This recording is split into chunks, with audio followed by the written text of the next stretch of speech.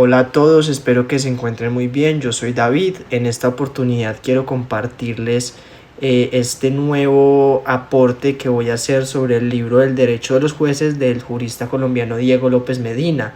Como ya lo habíamos abordado anteriormente, les recuerdo, esto es un libro en el cual estamos haciendo un recuento de cómo funciona la doctrina del precedente judicial en Colombia y qué tienen en cuenta los jueces a la hora de fallar respecto a la jurisprudencia anterior de las altas cortes que ya se hayan tenido con respecto en ese asunto. Entonces, pues sin nada más que agregar como introducción, este es el recuento del tercer capítulo de este libro. Lo vamos a hacer de manera organizada, capítulo tras capítulo. En cada uno de ellos vamos a ir dando nuestra opinión y las conclusiones que vamos sacando, y pues los invito a que nos acompañen en el recuento de esta gran obra. Entonces, sin nada más que agregar y para no darle más dilación a esto, comencemos.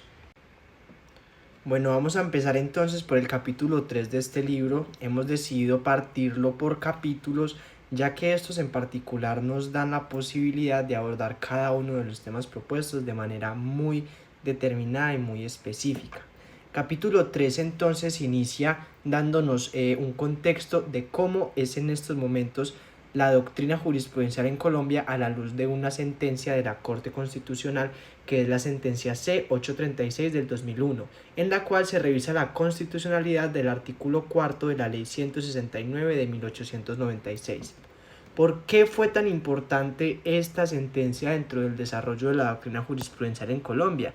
Principalmente por tres aspectos, los cuales son: en primer lugar, permitió a la Corte posicionarse respecto a la doctrina del precedente en Colombia, permitió a la Corte tener una posición concreta y una posición fundamentada acerca de cómo se iban a implementar estos nuevos cambios respecto a la jurisprudencia dentro del país.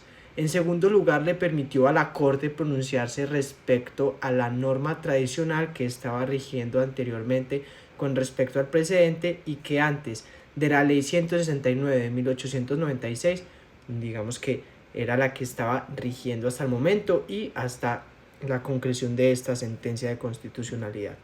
En tercer lugar, con esta sentencia se abrió el debate acerca de si las decisiones a nivel de jurisprudencia dentro de la jurisdicción constitucional eran también aplicables a la jurisdicción ordinaria. Entonces todo esto fue lo que se abordó en esta sentencia C-836 del 2001, desde la cual se está empezando a dar un cambio de paradigma dentro de la doctrina jurisprudencial en el país. Bueno, es importante determinar que lo que buscó la Corte Constitucional con esta sentencia era buscar el principio por el cual la doctrina del precedente judicial en el ámbito constitucional era también aplicable en la jurisdicción o en el ámbito de la materia ordinaria. Finalmente, la Corte determinó que el curso a seguir para la correcta implementación de una teoría doctrinal jurisprudencial aquí en Colombia era un sistema relativo de jurisprudencia, lo cual es diferente a un sistema absoluto de jurisprudencia. Esto quería decir que el precedente en Colombia tiene fuerza vinculante, como bien lo establece la Ley 169 de 1896. Pero esto no quiere decir que los jueces no puedan distarse de una decisión con carácter vinculante expedida por una alta corte si así lo consideran y si así lo motivan en cada uno de sus fallos. Así pues, esta sentencia C-836 del 2001 le dio una interpretación completamente diferente a los términos erróneo y probable que incluía el artículo 4 de la Ley 169/1896, el cual reza lo siguiente. Tres decisiones uniformes, dadas por la Corte Suprema, como Tribunal de Casación, sobre un mismo punto de derecho, constituyen doctrina probable, y los jueces podrán aplicarla en casos análogos, lo cual no obsta para que la Corte varíe la doctrina en caso de que juzgue erróneas las decisiones. Así pues, podemos determinar que estas nuevas connotaciones que le dio la Corte a los conceptos erróneo y probable fueron el ratio decidendi para determinar la constitucionalidad o la exequibilidad condicionada de este articulado. Como tal, debemos tener en cuenta que esta constitucionalidad condicionada del articulado depende meramente de la argumentación jurídica que haga un juez para apartarse de una decisión que constituya doctrina probable por parte de una alta corte. Esto quiere decir que los jueces deben cumplir con la carga de transparencia que tienen sus decisiones y determinar de manera muy bien motivada cuál es la decisión que se ha acogido durante los últimos años por los altos tribunales y en contraposición cuál es la decisión que se está tomando por un juez en específico que se está apartando de esa línea jurisprudencial. Para cerrar entonces esta intervención del tercer capítulo del libro El Derecho de los Jueces del autor colombiano Diego López Medina, puedo concluir como jurista gran colombiano que este capítulo es informativo en el sentido de que nos brinda a nosotros como abogados la información que necesitamos para comprender de qué manera es que las altas cortes están utilizando el concepto de la doctrina probable hoy en día y de qué manera los jueces pueden vincularse o no a determinada línea jurisprudencial, teniendo siempre en cuenta los detalles especiales de la situación y del caso en concreto que estén resolviendo. Me parece que este es un capítulo muy importante para tener en cuenta dentro del litigio, si es la especialidad a la que los que me están escuchando quieren dedicarse, como es mi caso. Parece que es una herramienta muy importante para determinar en qué situaciones nos podemos nosotros apartar de una decisión que está respaldada por una línea jurisprudencial que ya ha sido construida, siempre y cuando nosotros consideremos que esa doctrina probable no se aplica a este caso porque la analogía no es correcta o porque el análisis que hizo la Corte Superior en ese caso en concreto es erróneo. Así entonces culmina esta revisión del tercer capítulo y continuamos con el cuarto capítulo del libro El Derecho de los Jueces de Diego López Medina. Muchas gracias. Hola, profesora. Dando continuidad por lo expuesto por mi compañero David Mateus en el capítulo tercero, continúo yo, Sebastián Cañas Giraldo, en el capítulo cuarto. El capítulo inicia caracterizando la diferencia del precedente vinculante y el concepto tradicional de jurisprudencia indicativa. El precedente vinculante implica que la decisión adoptada previamente sobre un caso análogo por sus hechos y circunstancias tiene fuerza gravitacional prima facie sobre un nuevo caso similar.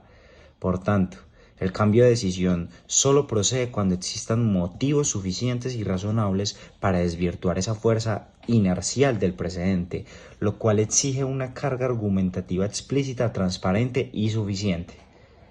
Por su parte, en el modelo de jurisprudencia meramente indicativa, las citas a casos anteriores tienden a ignorar criterios de analogía fáctica y se concentran más bien en la definición de conceptos jurídicos abstractos hechos en sentencias previas. Así, cada caso nuevo se decide principalmente con base en la ley y en esos conceptos jurídicos definidos con anterioridad, sin mucha consideración por la fuerza gravitacional de los fallos análogos, por sus hechos concretos. Esta concepción tradicional permite cambios frecuentes de criterios sin exigir que se identifique y se discuta la ratio decidendi de los casos análogos. Este capítulo cuarto busca examinar a través de un estudio empírico las prácticas jurisprudenciales efectivas de las altas cortes colombianas para determinar su nivel de acercamiento a uno u otro modelo. Para ello, se realiza un muestreo aleatorio del 5% de las sentencias emitidas en 2003 por la Corte Constitucional, la Corte Suprema de Justicia y el Consejo de Estado. Se clasifican los distintos tipos de citas jurisprudenciales utilizadas de acuerdo a una tipología. Citas por analogía estricta. Refieren la ratio decidendi de un fallo previo que es genuinamente análogo por sus hechos al caso presente. Citas por analogía permisiva. Aunque no idénticos, los hechos entre el presente y el caso nuevo son suficientemente análogos. Citas por referente conceptual común. No hay analogía fáctica, pero se cita el precedente por tratar un concepto jurídico abstracto similar. Citas retóricas. No existe conexión analógica ni conceptual clara en el caso que se cita. Los resultados muestran patrones diferenciados entre las cortes. Sí, la Corte Constitucional utiliza en mayor medida la jurisprudencia como fuente central y tiene un promedio más alto de citas jurisprudenciales por sentencia y tiende más a citar por analogía estricta y permisiva. Su índice de citación técnica de 1.48 indica cierto acercamiento a la doctrina del precedente vinculante. El Consejo de Estado y la Corte Suprema usan menos la jurisprudencia como fundamento, Tienen más sentencias sin ninguna cita jurisprudencial y utilizan predominantemente el régimen de jurisprudencia indicativa. Tienen porcentajes altos de citas por referentes conceptual común y citas retóricas, con índices de citación técnica de 0,91 y 0,86 respectivamente propios de cortes conceptualistas. El capítulo explica además los mecanismos que ha desarrollado la Corte Constitucional para ejercer la disciplina jurisprudencial, como la revisión de tutelas falladas por otros jueces que vulneran la doctrina constitucional y la aplicación de la doctrina del derecho viviente en el control abstracto de constitucionalidad. Según esta doctrina, la Corte examina no solo lo normativo, sino las interpretaciones reales, consistentes y consolidadas que hacen las autoridades judiciales o administrativas en su derecho viviente. Ello evita pronunciamientos sobre significados meramente hipotéticos y permite controlar la constitucionalidad de esas interpretaciones efectivas. Finalmente, se concluyó que si bien las prácticas avanzan hacia un mayor respeto al precedente jurisprudencial, permiten diferencias marcadas entre las altas cortes colombianas con niveles bajos de cooperación y atención a la jurisprudencia de las otras corporaciones. Se requiere mayor esfuerzo y cooperación interinstitucional para lograr la disciplina del precedente en todo el orden jurídico. Bueno, con esto concluimos el capítulo 4 y continuamos al 5.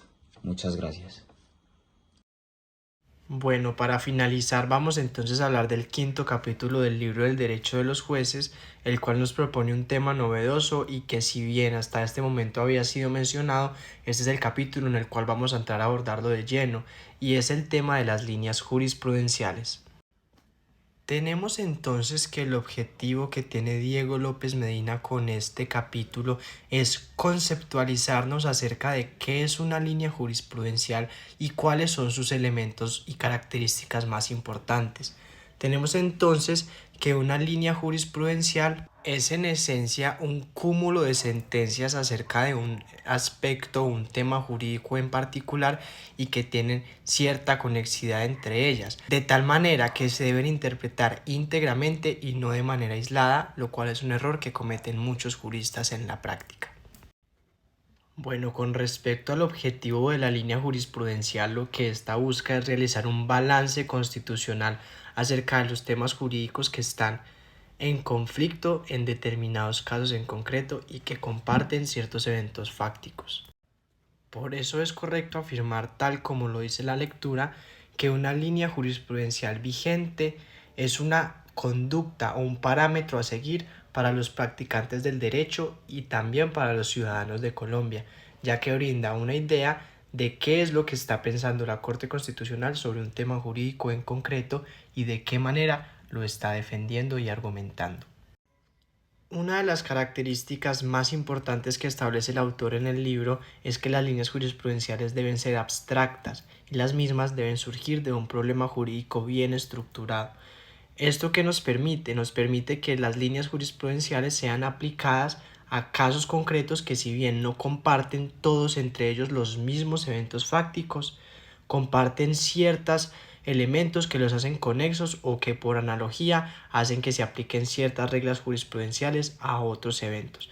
Esto se conoce como la sombra decisoria de las líneas jurisprudenciales, implicando que una decisión no tiene que ser completamente igual a otra anterior para que constituya línea jurisprudencial, sino que puede caber dentro de la sombra decisoria de ese concepto jurídico en abstracto, para que pueda ser aplicada a muchos más casos en concreto que sigan compartiendo estos elementos fácticos.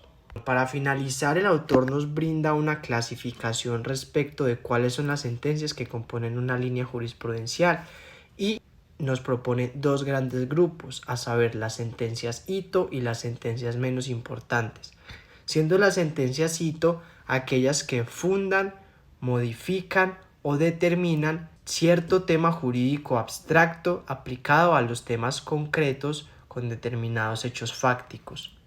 Así pues, sobre esta sentencia hito, el autor cierra el capítulo enseñándonos las técnicas de análisis jurisprudencial que nos llevarán a estudiar estas líneas jurisprudenciales de una manera mucho más fácil y ordenada para la defensa de nuestros propios intereses en litigio o para decidir una situación determinada si estamos administrando justicia como jueces o magistrados de un tribunal.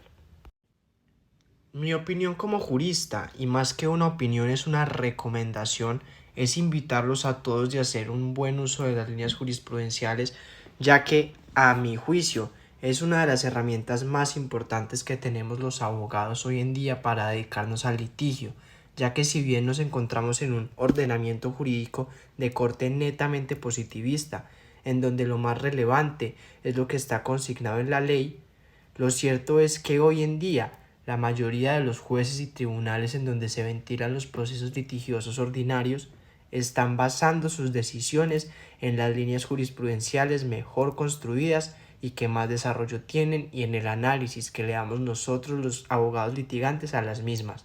Para ello debemos utilizar las técnicas que nos brinda el autor en este capítulo para que al momento de argumentar fácticamente y jurídicamente una demanda que estemos impetrando o una contestación a una demanda que estemos respondiendo, tengamos siempre los elementos jurisprudenciales para argumentar nuestra postura y para salir avantes dentro de un proceso. Este libro del derecho de los jueces nos está dando todas las herramientas que necesitamos los litigantes para tener un ejercicio profesional y eficiente a día de hoy en la justicia que se vive en Colombia en el 2024.